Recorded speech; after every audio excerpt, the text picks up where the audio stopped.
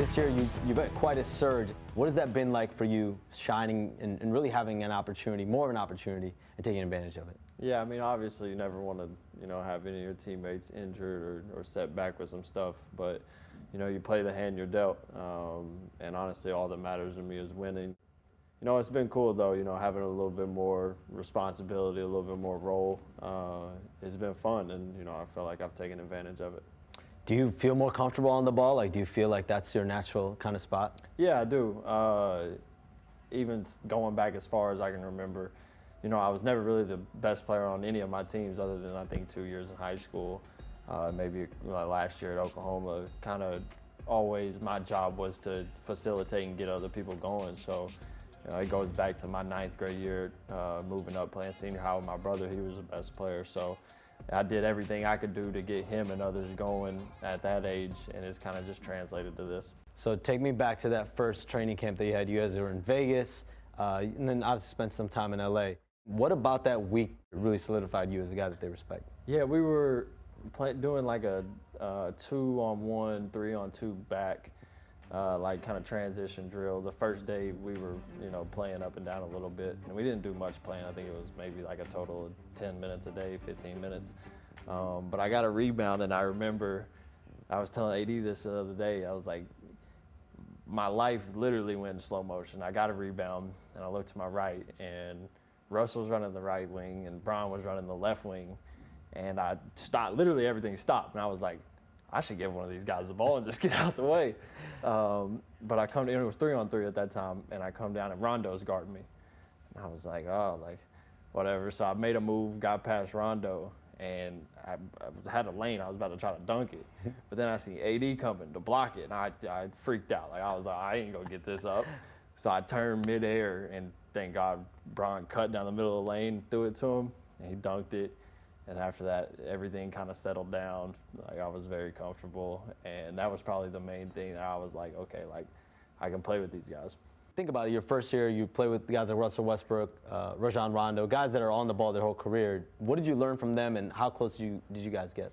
Yeah, Rondo was I probably asked him so many questions that he got annoyed at me. I finally one day looked at him and was like, hey, if someone was asking me all these questions, one day I'd look at him and tell him to shut up. But he was great. Every day I was picking his brain because, arguably, one of the smartest players to ever play the game, won championships, got everybody involved and was, really good at, being a pass-first guy and, like I said, getting people involved. So every day I was picking his brain, film, like on-court stuff, coaching stuff, because, like I said, I feel like he's got a very high IQ for the game.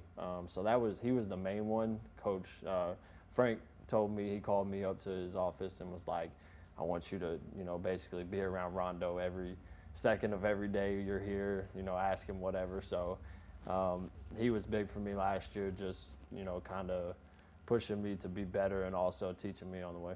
When you look at your game, guys like Manu Ginobili, Gordon Hayward, I'm sure guys, you might look up to. Are there role models that you have in your mind?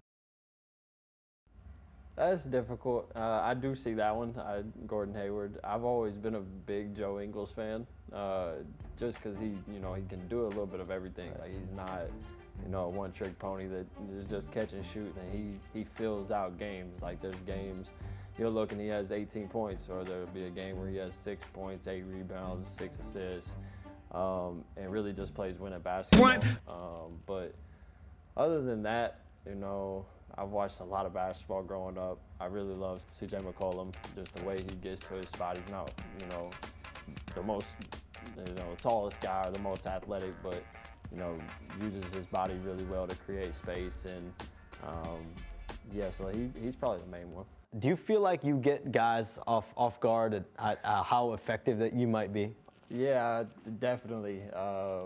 Obviously, I don't pass the eye test. Not the most athletic. I can walk around wherever and nobody's like, oh, you think he plays basketball? Look like a regular human. I'm a little bit taller, but I get baseball a lot. People ask me if I play baseball or golf. So yeah, I mean I think that's really a thing. Like, I'm going back to the one year I played AAU. I'd go on the court and everybody would be like, "Oh, I got the white boy," and then you know, give him hell, and 4 possessions later, coach is telling him to switch. So, yeah, no, I've obviously I'd say it still happens, but I think it's coming to the top and everybody see him. So when you look at this offseason, you're going to be a restricted free agent. Do you want to be a Laker? Yeah, I want to be a Laker. Obviously, they gave me, the first opportunity. I was a huge Laker fan growing up, big Kobe fan. So, honestly, just to be able to, play for the Lakers organization is special. And I want to be a Laker. So, and hopefully we can get this done and I can stay there, for hopefully my whole career. When you look at some of the guys that have come through this Lakers organization, Taylor Horton-Tucker most recently, Alex Caruso, Visa Zubac, Thomas Bryant, Jordan Clarkson, guys that have come in on either second round, undrafted, and then get paid. What does that tell you about just really the Lakers organization? That they find talent, out of the first round. I mean, you see it, for example, like you said, Caruso, Taylor. I think Taylor's very, very talented and has got a lot of ability. So just to find him, what did he get drafted? 50s or something, 40s? So it's really just their attention to detail, and they see things in guys that, a lot of people might not. So that's just a testament to their basketball IQ and what they see in a player.